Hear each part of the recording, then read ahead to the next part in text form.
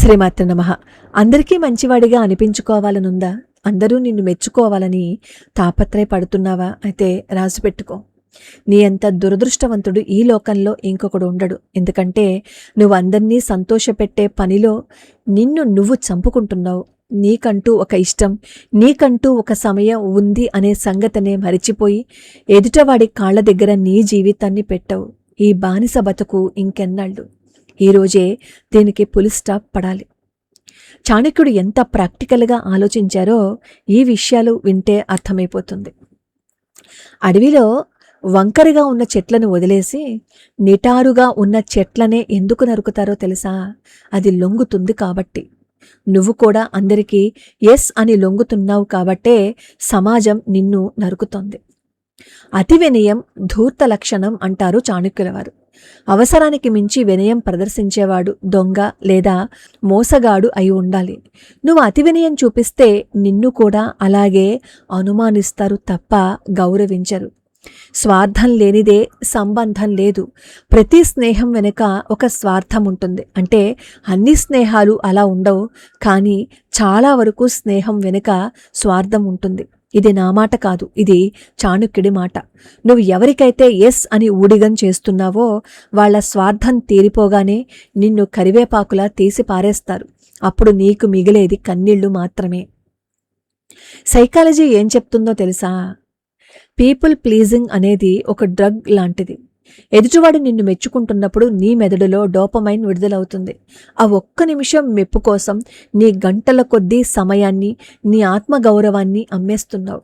దీనివల్ల నీకు అంతర్గతంగా కోపం పెరిగిపోతుంది. అంటే బయట నవ్వుతూ అందరికీ పనులు చేస్తావు, కానీ లోపల నీ మీద నీకు అసహ్యం వేస్తుంది. ఇది నిన్ను మానసికంగా కృంగదీస్తుంది. కృష్ణుడు ప్రేమస్వరూపుడు. శిశుపాలుడు 99 తప్పులు చేసే వరకు కృష్ణుడు భరించాడు. కానీ 100వ తప్పు దగ్గర నో చెప్పాడు. అంటే తన సుదర్శన చక్రాన్ని వదిలిపెట్టారు. ఓపికకి కూడా ఒక హద్దు ఉంటుంది. ఆ హద్దు దాటాక నువ్వు నో చెప్పకపోతే అది నీ బలహీనత అవుతుంది. అధర్మానికి తల వంచడం కృష్ణతత్వం కాదు. నీ గుడ్డెల మీద చెయ్యి వేసుకుని నువ్వు 3 ప్రశ్నలు అడుగు. ఈ పని చేయటం వల్ల నా ఎదుగుదల ఆగిపోతుందా? ఎదుటివాడు తన బాధ్యతను నా మీద వేస్తున్నాడా? నో చెప్తే వాళ్ళు దూరం అవుతున్నారని భయపడుతున్నానా? ఈ మూడింటిలో ఏది నిజమైన వెంటనే ముఖం మీద నో చెప్పేయి. అయిన వాళ్ళకి నో చెప్పాలి అంటే కాస్త ప్రాక్టికల్గా ఉండాలి. నీ మీద నాకు ప్రేమ ఉంది, కానీ నాకంటూ ఒక స్కెడ్యూల్ ఉంది. ఇది ఇప్పుడు నాకు సాధ్యం కాదు. ఇక్కడ మనం ప్రేమ చూపిస్తూనే గీత గీయండి. సంబంధం నిలవాలి అంటే సత్యం చెప్పాలి. బంధం కోసం బానిస అవ్వవలసిన అవసరం లేదు. కానీ బయట వాళ్ళకి మాత్రం సారీ చెప్పకండి.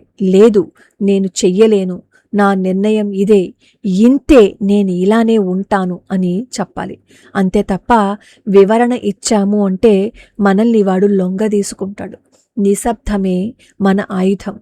గుర్తుపెట్టుకో, నువ్వు కాదు అని చెప్పినప్పుడు కొంతమంది నీకు దూరం అవ్వచ్చు, కానీ అలా దూరం అయ్యేవాళ్ళు ఎప్పుడూ నీ వాళ్ళు కాదు. నీ కాదుని గౌరవించిన వాడే నీ నిజమైన స్నేహితుడు. ఈ రోజు నుంచి నీకు ఇష్టం లేని దానికి, నీ క్యారెక్టర్ని తగ్గించేదానికి గట్టిగా నో చెప్పు. నీ సమయం వృధా అవుతోంది, అనవసరంగా నీ శక్తి వృధా అయిపోతుంది అంటే నో అని నిర్మొహమాటంగా చెప్పే. నీ బతుక్కి నువ్వే బాస్ కావాలి తప్ప వేరే వాడికి నువ్వు పనిముట్టివి కాకూడదు. ఇంకెందుకు ఆలస్యం?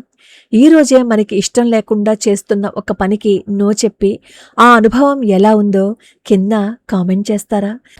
మీ జీవితంలో కూడా ఎవరికైనా కాదు అని చెప్పలేక ఇబ్బంది పడిన సందర్భం ఉందా?